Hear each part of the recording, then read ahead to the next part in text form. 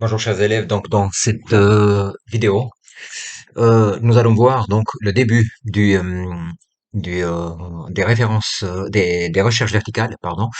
Donc nous allons faire deux vidéos différentes. La première qui retrace des exercices avec les recherches verticales qui vont de difficulté moindre à une difficulté plus grande, et puis la deuxième qui retrace vraiment un exercice complet en recherche V. Donc il y aura donc deux vidéos. Commençons tout de suite avec la première vidéo. Nous avons une série de trois exercices à faire ici qui allons de la difficulté élève vrac qui est difficulté moindre, achat vrac qui est un peu plus compliqué, et puis info pour tous qui est légèrement un peu plus compliqué, mais qui est très utile pour le futur métier que vous allez faire. Donc, j'ouvre les lancers. Dans les lancers, donc nous allons attaquer directement l'exercice élève. Donc ici, il s'agit simplement d'avoir dans ce deuxième tableau, à partir du premier tableau, donc les deux ils sont en Excel, de en fait pouvoir à partir du prénom que nous insérons manuellement ici, d'avoir le prénom qui s'affiche automatiquement, ainsi que la moyenne et le fait qu'il soit diplômé ou pas, donc s'il est promu ou pas. Donc, ceci étant fait, donc on ouvre l'exercice FRAC. Donc ici, on va par exemple insérer le premier nom, pardon, qui se trouve ici, et à partir de là, nous voulons en fait que le prénom, la moyenne et la diplôme puissent s'afficher automatiquement. Donc, pour faire ceci, on fait la première recherche V, on ouvre, et on fait appel à la touche FX qui nous facilite un tout petit peu l'insertion des informations. Donc, la valeur qu'on recherche ici, c'est bel et bien celle qu'on a insérée ici. Et on va le chercher dans la table matrice qui se trouve ici, laquelle on va la bloquer puisque il n'y a pas de raison en fait qu'elle se déplace. Euh, Donc, si vous voulez, la table matrice, il faut déjà pas la prendre avec les en-têtes. Et en plus, c'est ici que nous allons chercher les informations qui vont s'afficher ici. Et ça fonctionne toujours de la même manière avec la recherche V. Dans le numéro d'index colonne, il s'agit simplement de compter le nombre de colonnes. Donc, nous cherchons la deuxième colonne ici, celle où se trouve le prénom. Donc, on va lui mettre le numéro 2.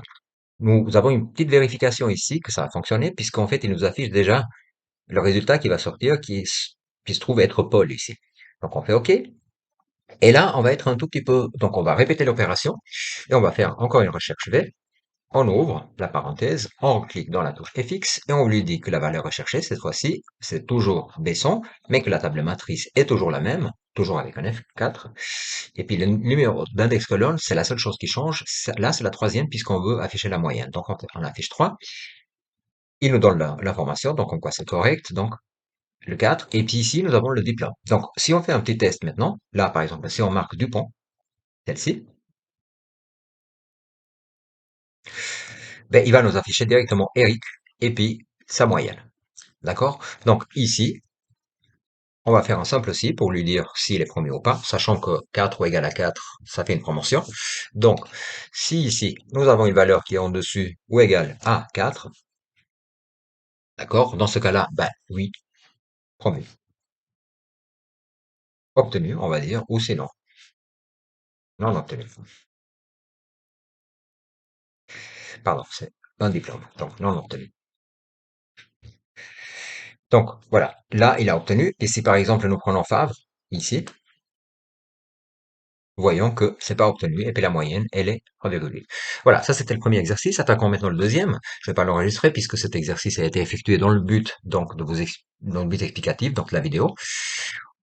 On continue avec le deuxième exercice qui est légèrement un peu plus compliqué puisqu'il est sur deux feuilles. Donc, on active la modification.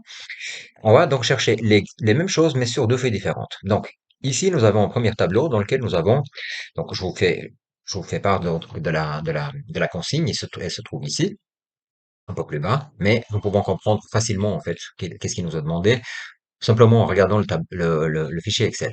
Donc ici, nous avons des références des produits, des articles et des prix unitaires. Nous, on aimerait simplement ici qu'en insérant un numéro, par exemple numéro 1 pour la référence 1, les assiettes à 4 francs 50, on puisse afficher ici l'article, donc on fait une recherche V, on ouvre la parenthèse, on va aller dans les références, on va lui dire que ici, on va chercher dans cette table-là et on fait toujours F4. Donc, je ne sais pas si vous arrivez à voir, ça s'affiche ici. D'accord? Donc, on affiche F4, on fait F4, donc une fois F4 ici, une fois F4 ici aussi pour le reste du tableau. Et puis ici, si je reviens dans mon FX, donc la valeur que je recherche, c'est la valeur qui se trouve donc ici, et la table matrice, donc, et on revient ici, donc j'appuie encore F4. Comme ça, c'est bloqué. Et le numéro d'index colonne que je cherche ici, c'est l'article, donc c'est le numéro 2, puisque c'est la colonne 2. D'accord? Donc, il m'affiche bien un silt ici. Donc, si je suis un tout petit peu plus malin, donc je vais peut-être reprendre, sans prendre l'égal, toute cette partie-là. Et je vais faire ma recherche V ici en copiant-collant, simplement. Pourquoi? Parce que ici, si j'ai une seule chose à changer, c'est le numéro 3. Puisqu'ici, on me demande le prix unitaire. Or, le prix unitaire, il se trouve, si vous voulez, dans la colonne 3. Donc, le reste des informations ne change pas. La quantité, c'est inséré par l'utilisateur. Donc, si je mets 2, par exemple, il a acheté 2 assiettes, ben, le prix total, c'est une simple multiplication, donc, de celle-ci plus celle-ci, fois celle-ci, excusez-moi. Donc, il suffit que, par exemple, ici, je mette 4, et j'ai un autre prix. Il suffit qu'ici, je mette le numéro de référence qui est 3 cuillères à soupe, et les prix changent. Donc, voilà. Ça, c'était le deuxième exercice. Rien de plus compliqué par rapport au premier, sauf qu'on doit jongler entre deux feuilles. Donc je ferme, j'enregistre toujours pas pour les mêmes raisons qui ont été expliquées un tout petit peu avant. Donc là, je vais attaquer un exercice qui est un tout petit peu plus compliqué, mais qui est d'autant plus utile, justement, puisqu'en fait, il s'agit de créer des factures. Alors, je vous demanderai d'être un tout petit peu attentif par rapport à celle-ci, puisqu'en fait, c'est quelque chose qui peut vous être demandé dans la vie de tous les jours, une fois que vous serez des professionnels du commerce. Donc pour la date, on nous demande de mettre la date automatique. Donc, aujourd'hui, j'ai oublié un D. Voilà. La consigne, si vous voulez, elle est un tout petit peu plus bas. Ça s'appelle info pour tous. Donc, attaquons tout de suite. Donc, ici, je vais faire une recherche V. Donc, il s'agit en fait de mettre un numéro de client ici. Les numéros de clients se trouvent ici, dans la deuxième feuille. Et nous avons ici une liste de références d'articles. Et à partir de là, de pouvoir dire, par exemple, pouvoir afficher le nom de client précisément, et puis avec son adresse. Donc, commençons dans cette première partie, recherche V, on ouvre la parenthèse, on va cliquer sur FX et on va lui dire que nous, ce qu'on cherche, donc c'est la valeur recherchée, elle se trouve ici, là en haut, l'utilisateur l'a insérée. La table matrice, elle se trouve forcément dans la table des clients, on prend toujours pas les en-têtes, on va jusqu'au bout de la table, comme ça on a tout et on n'oublie pas de faire F4. Le numéro d'index colonne, si jamais on a des doutes, on peut revenir, hein, si jamais, puis on peut voir que apparemment, ben, l'appellation, elle se trouve dans la colonne 2. Donc, je vais lui dire 2, simplement, et là, il me dit il s'agit de madame. OK. Dans ce cas, je vais lui dire OK. Et là, comme on a fait avec l'autre exercice, ben, simplement, simplifions-nous les choses. Donc, on vient copier, ben, alors pas toute la formule, hein, parce que si vous prenez toute la formule, Excel va essayer de vous aider, donc il va déplacer, en fait, si vous voulez, les informations. Or, vous, ça vous intéresse pas de le faire. Moi, je copie tout, sauf l'égal. Donc, je copie tout. Je reviens, pardon, dans la troisième, et je fais égal ici. Et je vais lui dire qu'ici, en fait, je souhaiterais, j'ouvre une seconde, ici, simplement, je souhaiterais, donc je vais compter maintenant le prénom. Donc, j'aimerais bien avoir la colonne 4, parce que c'est là où ça se trouve le prénom. Il me dit que c'est bien Marianne. Donc, je reprends, je copie, donc, les informations que j'ai ici. Et là, je vais faire un égal, je vais faire ma recherche V, et là, je vais faire le 3, parce qu'en fait, c'est là où ça se trouve le nom. C'est là, dans la colonne 3. Donc là, j'ai le nom. Et de la même manière, je continue pour aller plus vite. Donc, je vérifie une seconde en passant par FX ici que je suis bien. Donc, dans l'adresse, c'est là 5. Donc, je mets 5. Il me met l'adresse. Et puis, de la même manière, je vais faire mon légal. Et puis, je vais faire le 6 pour le code postal et la ville. Donc, voilà. Vous voyez, c'est assez facile à mettre en place. Maintenant, on continue avec les produits. Ici, nous devons insérer une référence de produit. Les références de produits se trouvent là. Donc ici, simplement, nous devons afficher, donc de la même manière, avec une recherche V, donc les libellés du produit.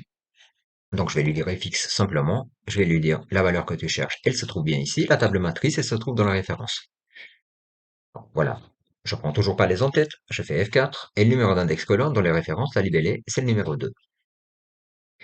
L'élément d'œuvre, la quantité, c'est inséré par l'utilisateur, et le prix facturé, ça va être forcément la quantité fois donc la quantité donc fois la recherche V qu'on va faire ici. Donc recherche V, on ouvre la parenthèse, on vient chercher dans les références, donc on appuie sur FX pour nous faciliter les choses. Et là, on va lui dire dans la table matrice qu'elle se trouve dans les références, ici, et que ici, on va faire le prix facturé. Donc, on n'oublie pas de faire F4 ici, deux fois, sur les deux informations. Et puis si